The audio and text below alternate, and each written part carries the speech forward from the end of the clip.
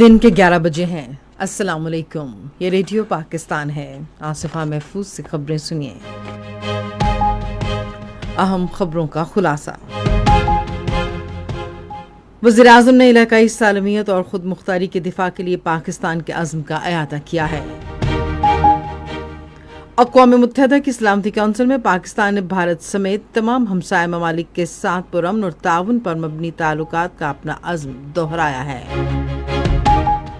پاکستان اور بنگلہ دیش نے دو طرفہ تعلقات مزید مستحکم بنانے کے عزم کا اعادہ کیا ہے۔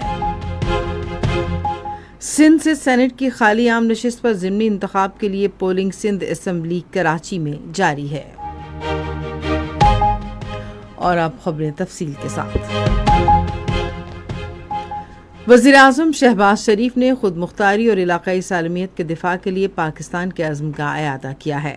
اقوام متحدہ کے سیکرٹری جنرل انتونیو گوتریس، جنہوں نے جنوبی ایشیا میں سلامتی کی موجودہ صورتحال پر تبادلہ خیال کے لیے انہیں ٹیلی فون کیا، سے باتیں کرتے ہوئے وزیراعظم نے ان کے مسلسل رابطے اور بھرپور کوششوں کو سراہا اور کشیدگی کم کرنے کے لیے ان کی اپیل کا خیر مقدم کیا۔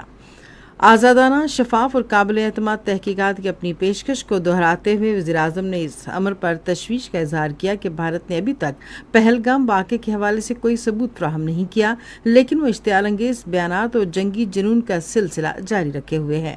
سیکرٹری جنرل نے وزیراعظم کو خطے میں امن و استحکام کے لیے اپنی بھرپور کوششوں سے آگاہ کیا اور اس معاملے پر تمام فریقین سے رابطے میں رہنے کے اپنے عزم کا اظہار کیا۔ پاکستان نے اقوام متحدہ کی سلامتی کونسل میں بھارت سمیت تمام ہمسائے ممالک کے ساتھ پرامن اور تعاون پر مبنی تعلقات کا عزم دہرایا ہے۔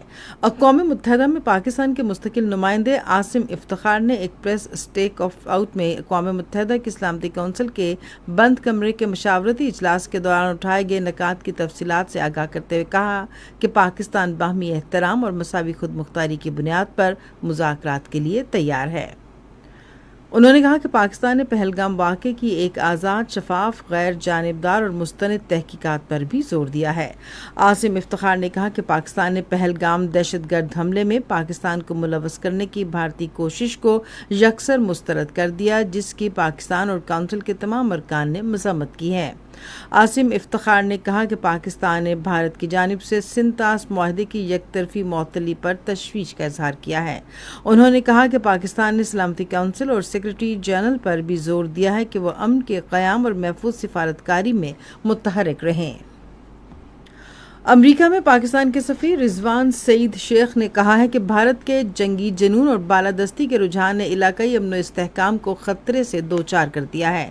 واشنگٹن ڈی سی میں پاکستانی سفارت خانے میں نامور امریکی تھنک ٹینک کے نمائندوں سے گفتگو کرتے ہوئے انہوں نے کہا کہ سندھ طاس معاہدے کے بارے میں بھارتی حکومت کا یک طرفہ فیصلہ اس کی شرائط کے منافی ہے۔ انہوں نے پہلگام واقعے کی خاص طور سے اقوام متحدہ کی سرپرستی یا بڑی عالمی طاقتوں کی شمولیت کے ساتھ غیر جانبدار، قابل اعتماد اور آزادانہ تحقیقات کرانے کے پاکستان کے مطالبے کا اعادہ کیا ہے۔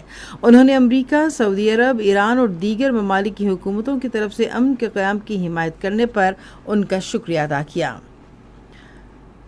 پاکستان اور بنگلہ دیش نے دو طرفہ تعلقات مزید مستحکم کرنے اور اعلیٰ سطح پر باضابطہ روابط کے قیام کے مشترکہ عزم کا اعادہ کیا ہے۔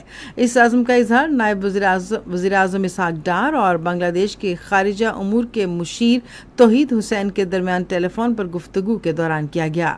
نائب وزیر اعظم نے توحید حسین کو بھارت کے بے بنیاد الزامات کے نتیجے میں بڑھتی ہوئی علاقائی کشیدگی کے بارے میں آگاہ کیا۔